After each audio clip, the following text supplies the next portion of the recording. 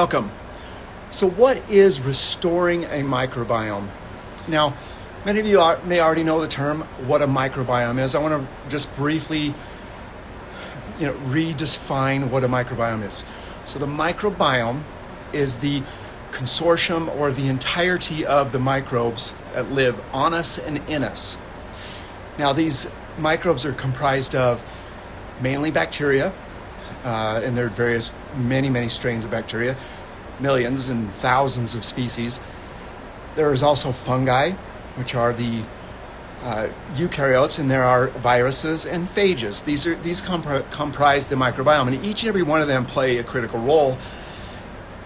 But likewise, there are many organisms that invade us that are not welcome, and they become either pathogenic or problematic, and they can disrupt our microbiome, leaving us in an unhealthy state. Sorry about that. The two concepts are, we have a healthy microbiome and we have an unhealthy microbiome. But what leads us down each of those paths? And that is a very complex question that we know over the last 100 years, we've spent a significant amount of effort and time destroying microbes.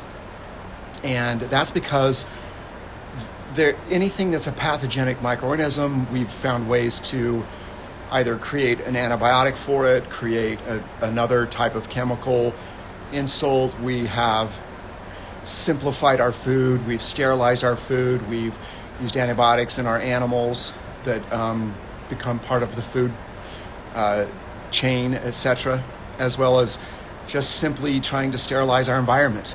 And all of these have contributed to what I would consider a much reduced health. It lacks the healthiness of a microbiome, which needs diversity and robustness and thriving organisms. Now, that in general puts the playing field in a place where we say, okay, if we have an unhealthy microbiome, and we've also increased in a moment where our health is now being impacted by an unhealthy microbiome, we go from a baseline of not a perfect microbiome to an even more severely diminished microbiome, and there are health consequences of that. So, as an example, if someone is suffering from IBS, IBD, Crohn's, SIBO, they're having rashes on their skin like psoriasis or eczema, cognitive decline, all of these things that we know have an association to our microbiome. And if you haven't heard that before, I'm telling you now, the microbiome is central to our health. So as we're navigating all of these health conditions, these health problems that we're suffering from, it relates back to the microbiome in so many ways. So to get back to the question, my take on restoring a microbiome is not simply getting back to where you were before you had IBS, before you had eczema, or something that has triggered this health issue. It's getting to a higher level of microbiome, one that has been diminished over the decades that I've already referred to. So there's two steps to this restoration. One, we need to get the microbiome back to a healthy place. That's the immediate goal. So if you are struggling with your health, struggling with cognitive function, struggling with hormonal imbalances, metabolic issues, cardiovascular issues, and the like, they all have a role in the microbiome health. So we want to use the microbiome to help us bring us back to our total health. Beyond that, the level 2 would be to bring your microbiome above what it was prior to your particular health issue, getting it to a more thriving, a more robust, and strengthen it so that your life not only do you pull back your health, you now raise your health to the next level, which is why I think the microbiome is a great tool to do that, and the data is behind it. There's plenty of research. It's a very sound, robust research that I want to continue to present to you guys. And because of that, if you want to dig deeper into any of these topics, just subscribe to our Alimentum Labs YouTube channel. Sorry, a little commercial in the middle of this. How do we do that? So first of all, when your microbiome has been insulted, whether it be through a pathogen invasion, it can be any number of pathogens, whether it be through a dietary choice, whether it be a toxin insult, whether it be an emotional stress response, and now you have this health that we know is related to the microbiome. First thing we do is we have to bring back probiotics.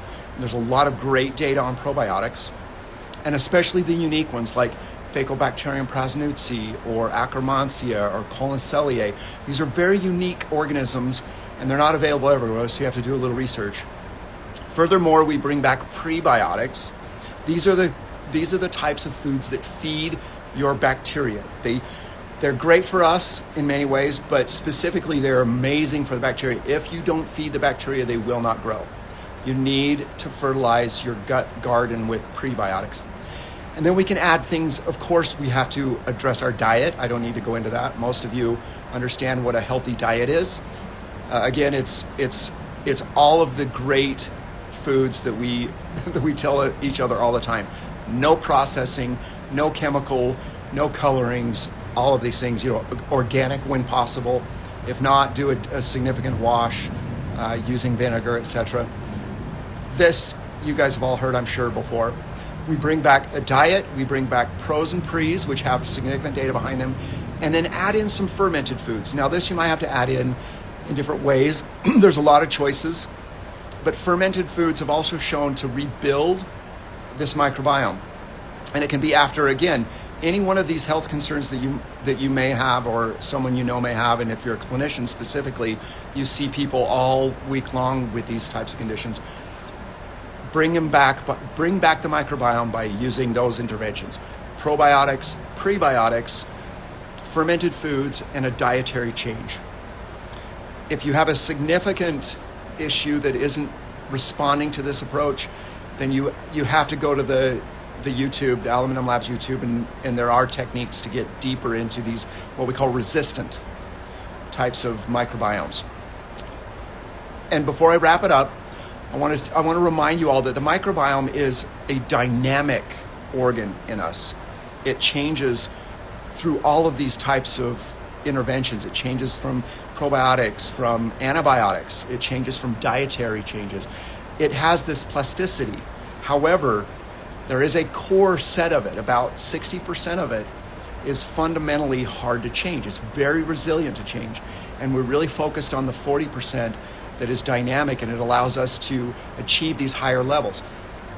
The first stage of getting your health back, you might change it 10, 15%. Then the long-term choices that we make using, again, fermented foods, probiotics, prebiotics, and we do a rotation and we do dietary changes.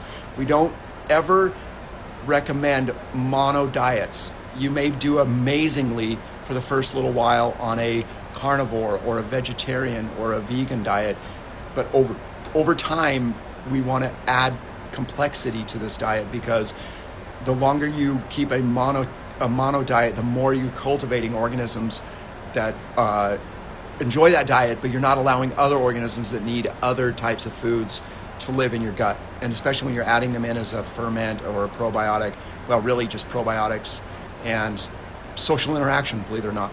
That's the next level. So the first level is to get your health back using that protocol. The next level is to increase the complexity of your diversity and gain back that 40% that we've lost many, many, many decades ago. So thank you. The microbiome is central to our health. It is central to every feature of our body, from our top of our head to the tips of our toes. And so I hope that you've enjoyed this, and enjoy your microbiome.